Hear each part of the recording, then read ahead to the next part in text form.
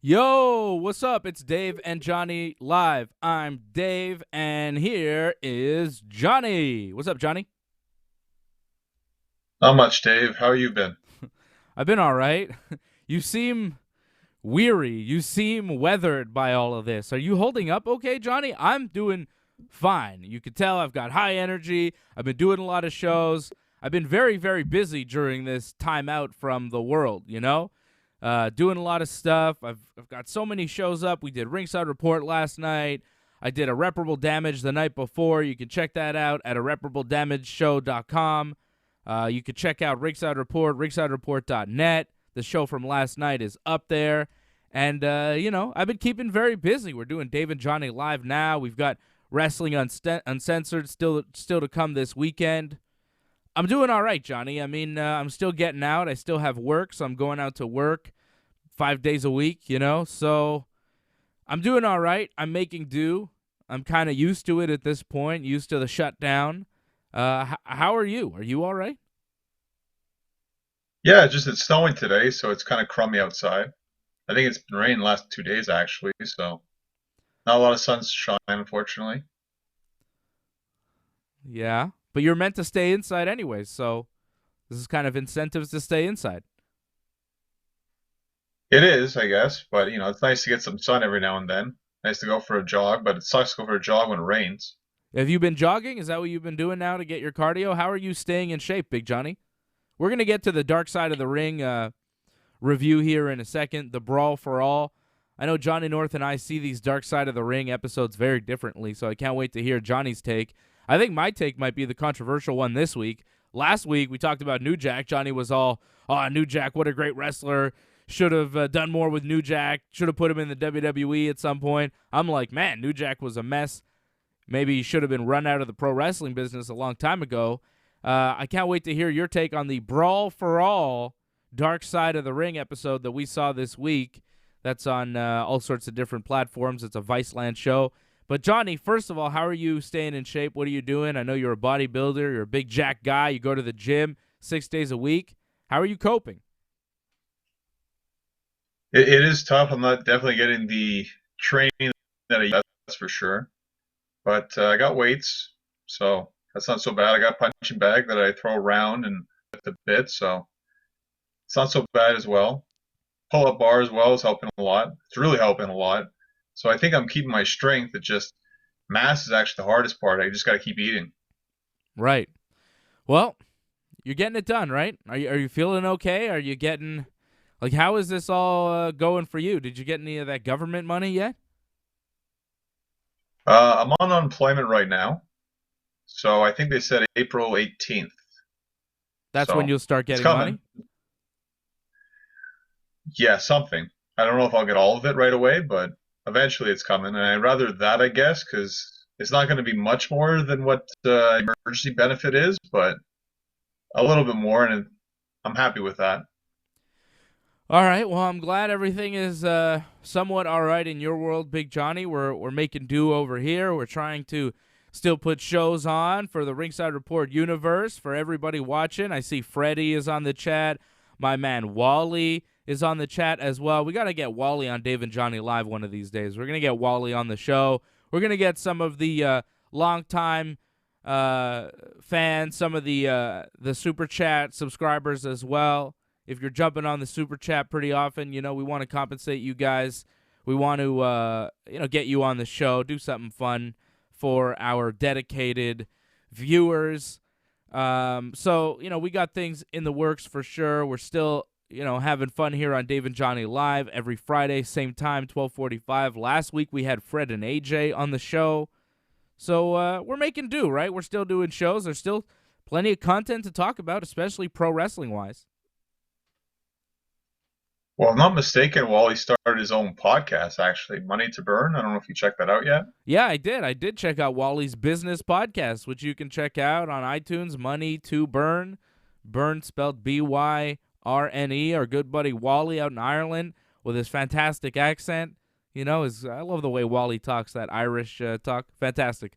So I enjoyed listening to his podcast. It was fun. Go listen to Wally's podcast. We encourage our buddies Thank you, Wally. And there he is, dropping a super chat, Wrestling Uncensored, ringside support with a big heart emoji. So we thank you, Wally. Thank you for the support. And there you go. He just paid for a commercial on Dave and Johnny Live, kind of. So there you go, Wally. We love you, buddy. Freddie is on the chat as well. I'm seeing the official Ringside Report Network on the chat telling us that the Revival have been released from the WWE. I did hear that. I think that this was a long time coming. We've been hearing about the Revival's release for a while. You know, it seems like they hadn't been happy. They signed an extension through to WrestleMania. I think they had to sign that extension because one of them was hurt for a while, so they were off TV. But now they're gone, and I think AEW makes all the sense in the world for guys like that. Why not? What's even better is the fact that they don't have to worry about that 90-day no-compete clause. They can start with any company right away. Problem is, like, it is AEW at this point, right? So it has to be AEW. And what can they really do in AEW right now? Well, yeah, I mean, maybe you don't debut right now under the circumstances that we're living in, but I think down the road when everything gets back to somewhat normal, AEW makes a lot of sense for the Revival. Signing a new tag team, going to a new company might be difficult right now. I've heard that AEW has actually recorded several weeks of TV, so the stuff we're seeing on Dynamite, it's not live, right? Like it's recorded, and I think that they have, I think until, mid-May recorded for Dynamite, so at least we have that. At least we know we have Dynamite to look forward to every single week. That's a great show, and we can at least have shows until mid-May, and I wouldn't expect to see the Revival show up in AEW until then because, you know, it's impossible because the shows have already been recorded, right? Well, it would have been ideal to have them at the Double or Nothing pay-per-view that's supposed to happen May 3rd, but highly doubtful that pay-per-view is going to happen. So it's really a bummer, but I think they're just going to push this back for the Revival debuting probably until everything is back to normal. Yeah, and that's okay. You know, I'm totally fine with that. I think it makes a lot of sense. And, you know, we delay it, and then when we finally do get it, it's going to be great. You talk about the Revival and the Young Bucks. They had a feud going for a while over the internet. You know, there was heat there, the whole FTR thing, F the Revival. There was a lot of that going on Being the Elite. The Revival were tweeting back to the Young Bucks. There was a rivalry there built. It's already there. All you have to do is kind of remind people of it, put it out on AEW, and I think you've got, you know, a license to print money. I think it's going to be big-time money as soon as you get the Young Bucks and the Revival in an AEW ring together. I think it's a slam dunk. It's a no-brainer. It's going to happen. We'll have to wait, but look, we have to wait for everything right now. You know, nothing's really happening, and if we have to wait for the Revival, like, that's not what I'm really waiting for. You know what I'm saying? Like, because everything's shut down, like, I want to be able to go to a store without fear of other human beings. That's more important for me. That's what I'm waiting for over, you know, seeing the Revival debut in AEW. Like, it's not that important in the grand scheme of my life, so I can wait until June or July to see the Revival and the Young Bucks and to see Double or Nothing and whatever else. Like, I'm cool with that. I'm ready for things to get back to normal when the world is ready for things to get back to normal. So, you know, the Revival is the least of my concerns right now. Yeah, I don't know if you've been to the grocery store lately. I went today, and it wasn't that packed.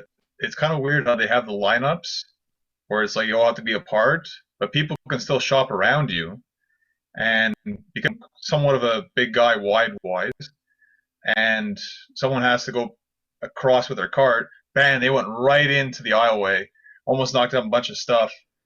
It's not a good setup they have there. Well, not if you're dealing with giant people like you, but most of us are regular size, Johnny. Well, you got to take into consideration that people aren't big, you know? It's too bad. Yeah, I mean, they're trying their best, right? You know, it's not ideal, but nothing is ideal right now.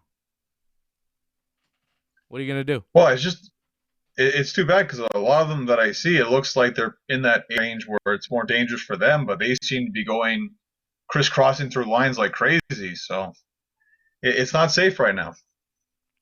No, it's definitely not safe, and we remind you to stay indoors, stay safe, wash your hands, keep that 6-foot distance, wear a mask if you can, you know, not Not one of those N95 masks that the hospital workers need, but if you can fashion a homemade mask like I have, well, not me, but, somebody in my household has, it's not a bad idea. Not necessarily to protect yourself, but to protect yourself from others.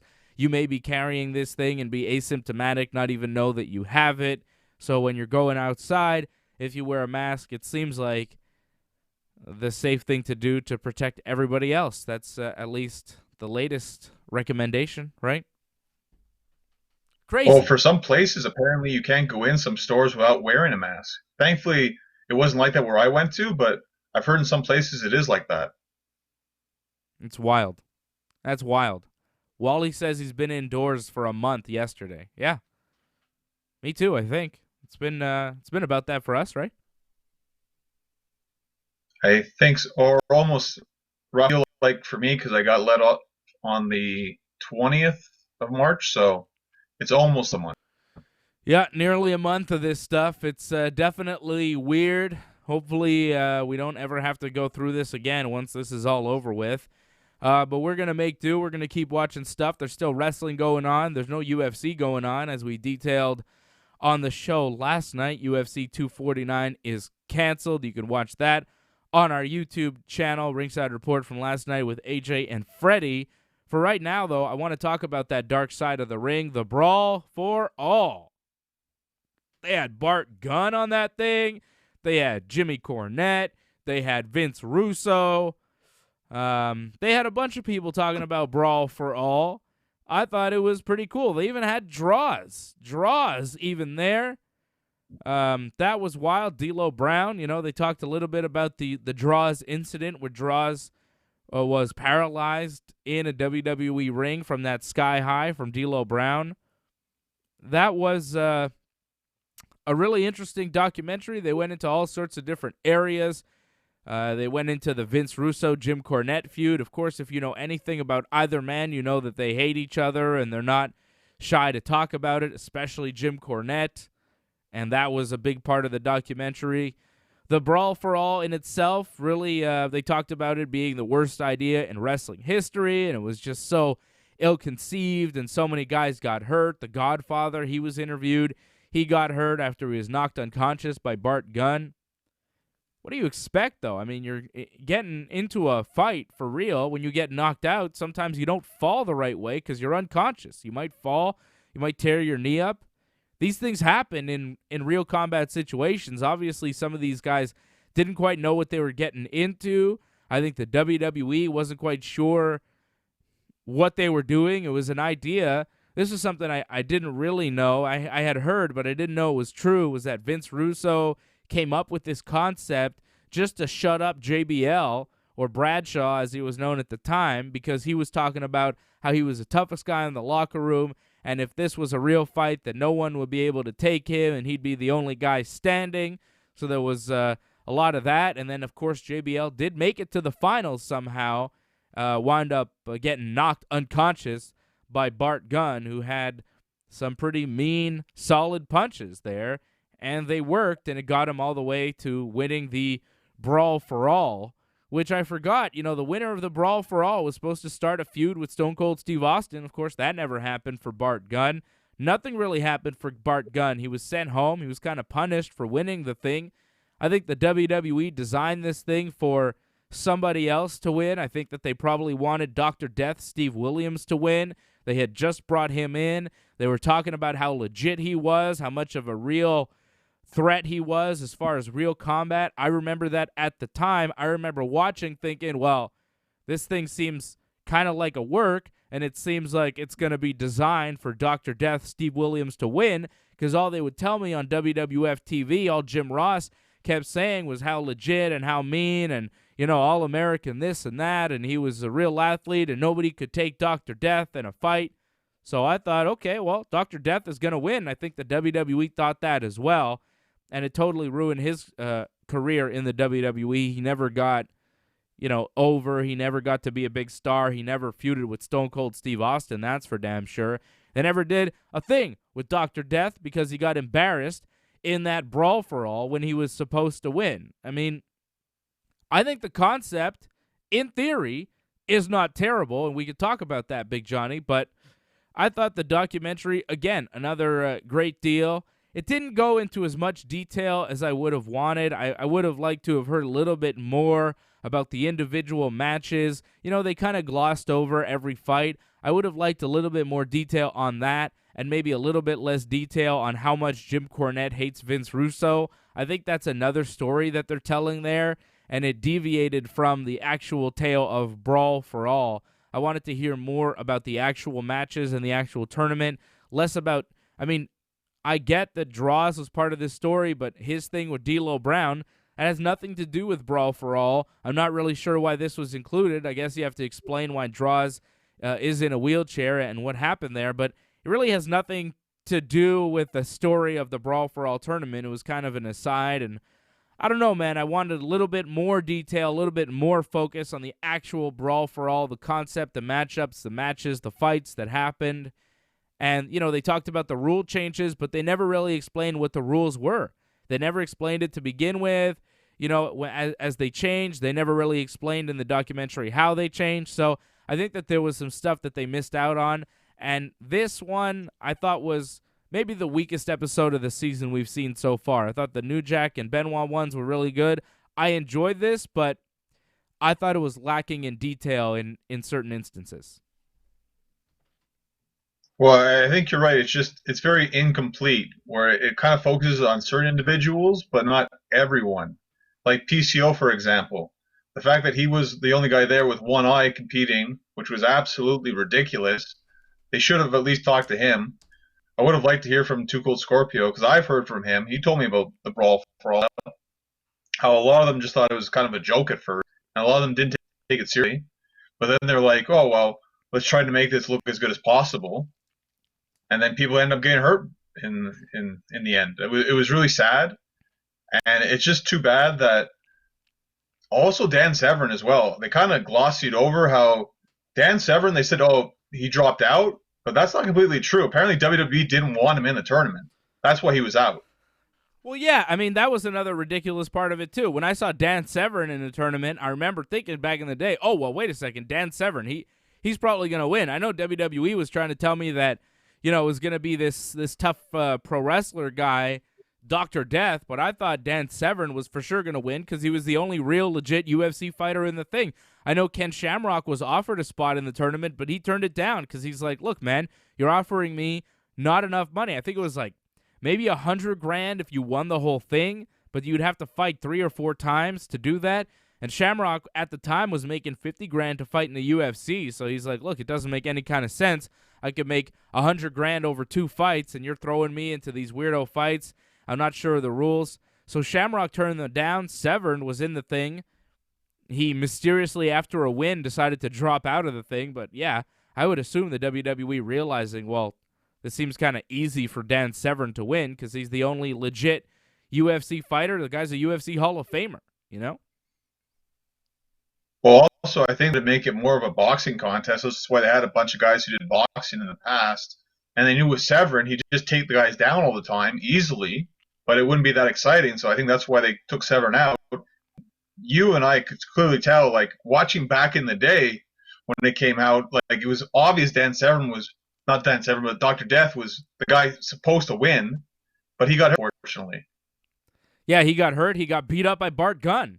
And that's what happened, man. Bart Gunn derailed everybody's plans. Bart Gunn was a guy, you know, he was in the Smoking Guns with Billy Gunn. You know Billy Gunn. Everybody knows Billy Gunn. He was in the front row of Dynamite this week. He's a legend of the business, the New Age Outlaws, all that stuff. Badass Billy Gunn, Mr. Ass. Everybody knows the Ass Man, but people forget about Bart Gunn. Bart Gunn was his tag team partner in the Smoking Guns.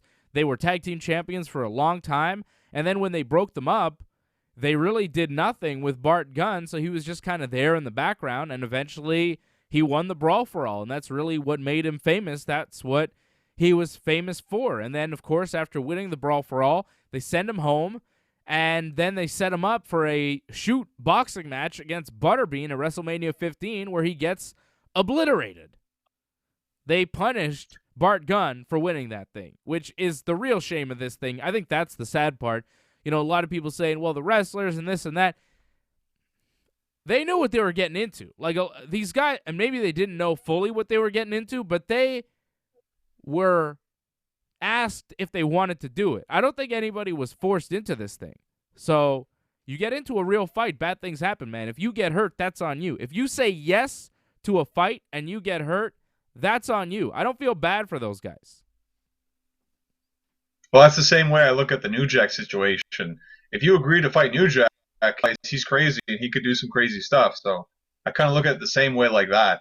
Different things. For the totally Brawl for different All, scenario, Big Johnny. What are you talking about, man? New Jack, you're agreeing for a professional wrestling match where you talk it over and you agree to do certain things. Brawl for All, you're agreeing to a shoot fight, a real fight. There's a big difference between agreeing to have a pro wrestling match and, you know, where the outcome is determined, and then agreeing to have a real fight where you don't know what might happen. If the object of the contest is for me to hurt you and you to hurt me, and we know that going in, cool. But if the object of the thing is to go on and put on a show and you wind up hurting me on purpose, that's not cool. That's two different things. What New Jack did was not cool. Different situation completely, Johnny North.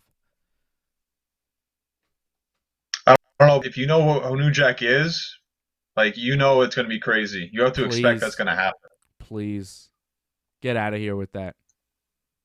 Again, if you consent to it, like you just said, you consent to it, you take away the fault. Okay, fine. Well, I guess we can agree to disagree on that one. But the Brawl for All concept, I don't think it's a terrible idea to take a lot of your undercard guys, if they're willing to do it. You put them in a tournament, you have them fight, and then the winner, in theory, if the company gets behind you, could come out made. You know, in theory. I think that people are fascinated by pro wrestlers and whether or not they can fight for real. That is obvious to me. When pro wrestlers get into MMA, it works.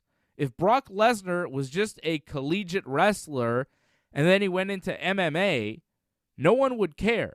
People cared about Brock Lesnar. Brock Lesnar was one of the biggest selling pay-per-view acts in the UFC because he was a WWE superstar before, and there was that fascination of, can Brock fight for real? CM Punk got a UFC contract. He was on a main card of a pay-per-view. He got paid a lot of money with zero fighting experience based on the curiosity of, oh, here's this WWE champion. Here's this big personality. He's training. Let's see if this can work. Let's see if he can fight for real. Jake Hager, same thing. Doesn't get a Bellator contract with no professional fights unless he has that WWE experience.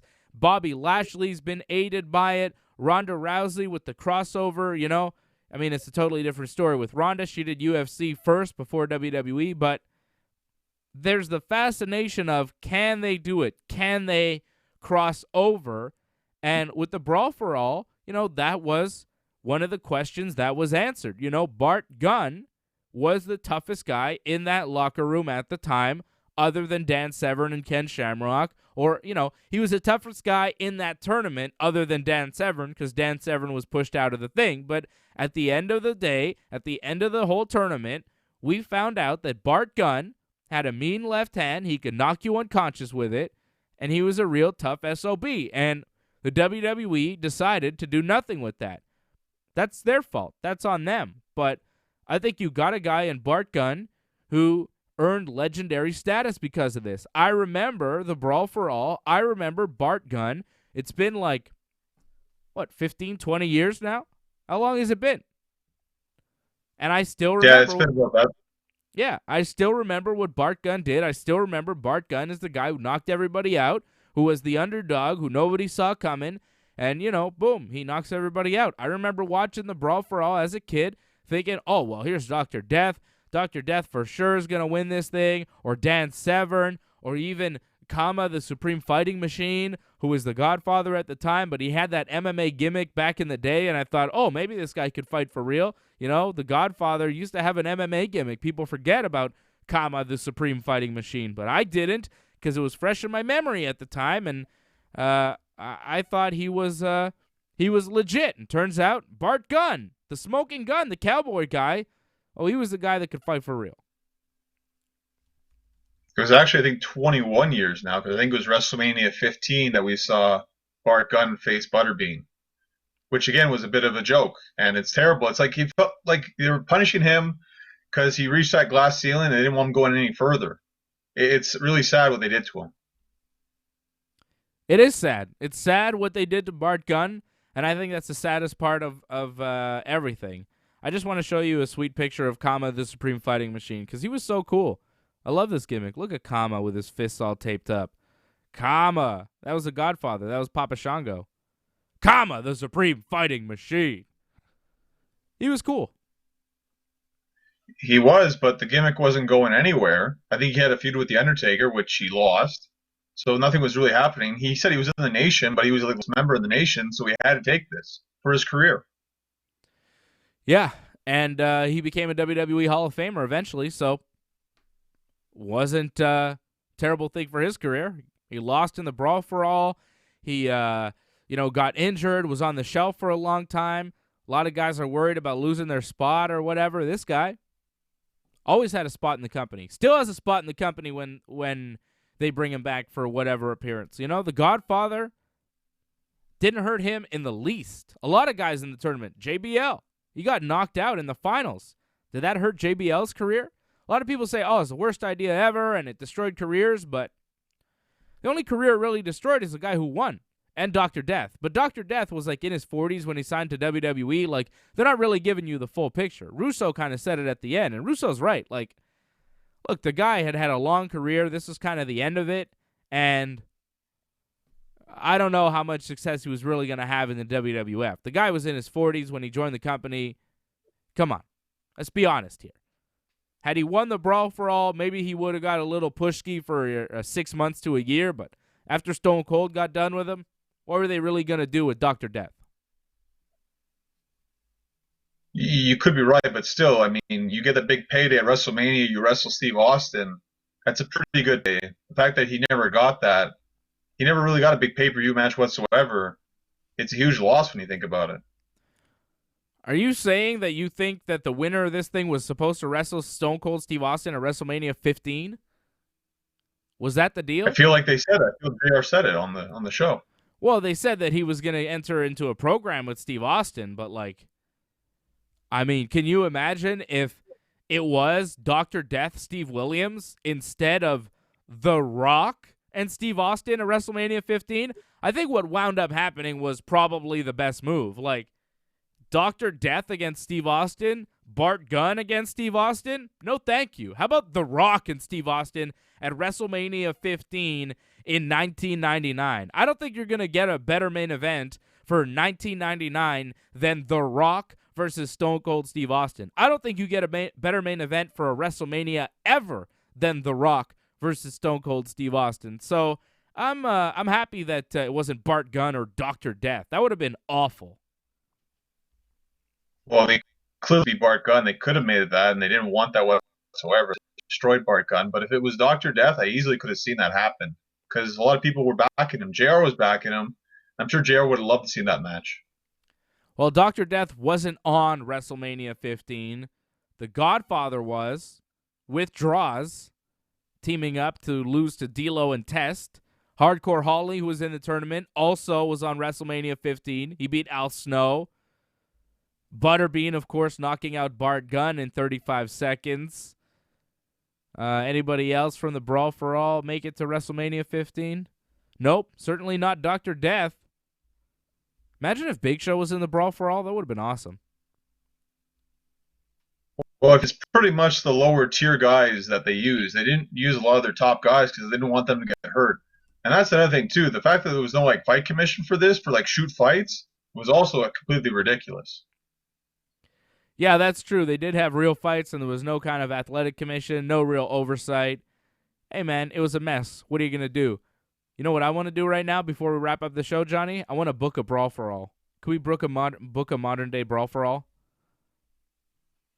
Well, which roster are you using? I don't know, Raw and SmackDown. Main roster. Main roster, just undercard talent.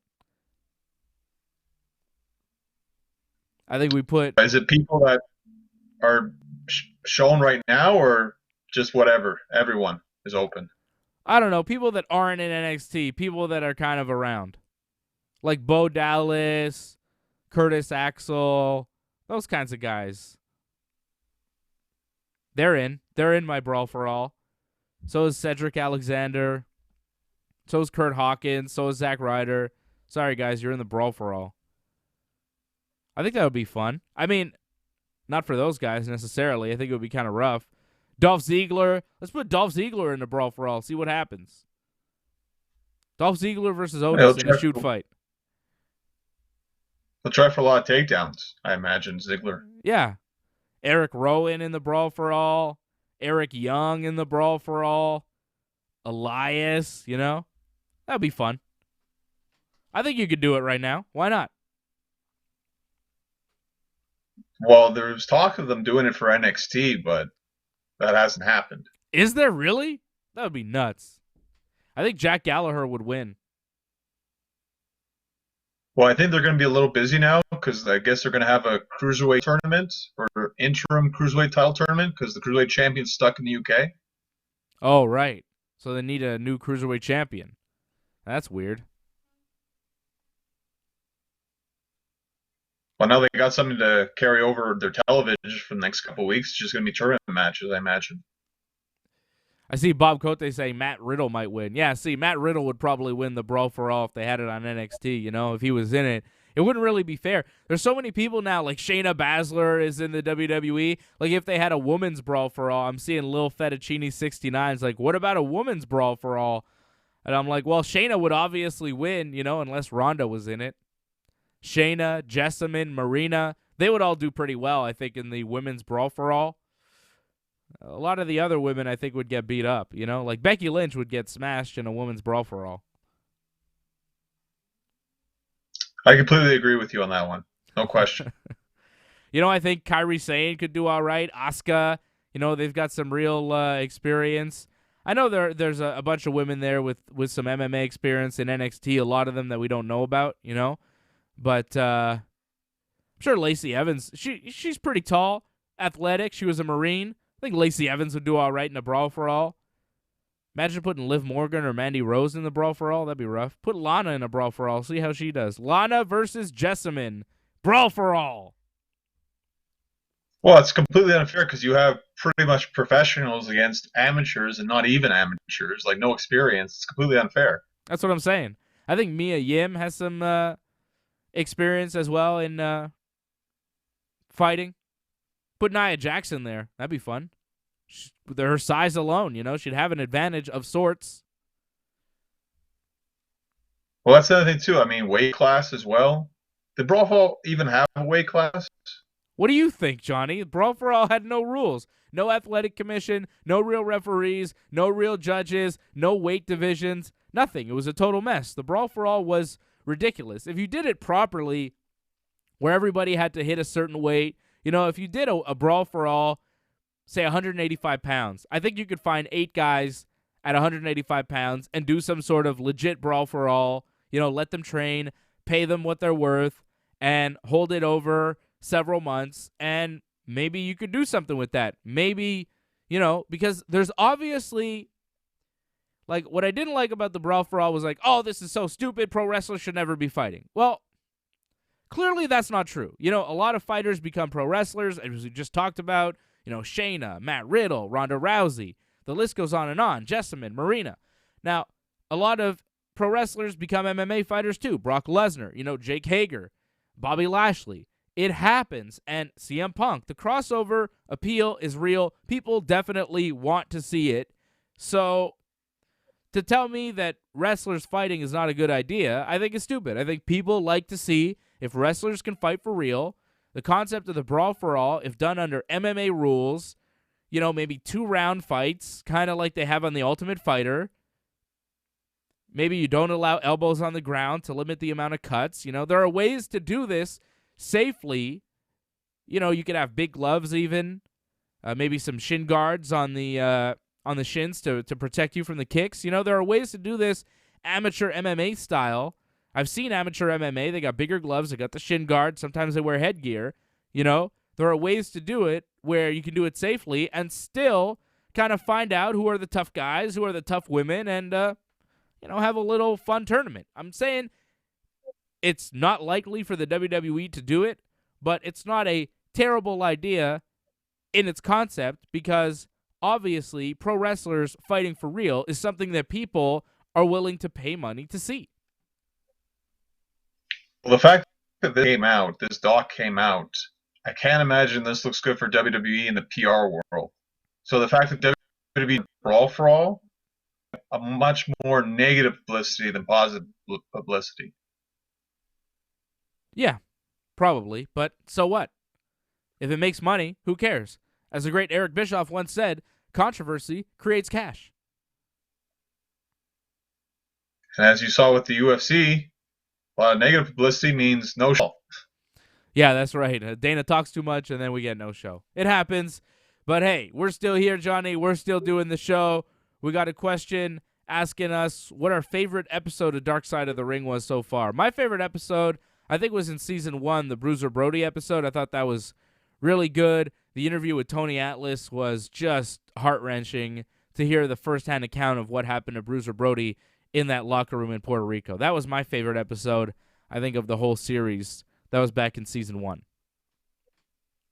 Yeah, that was really good.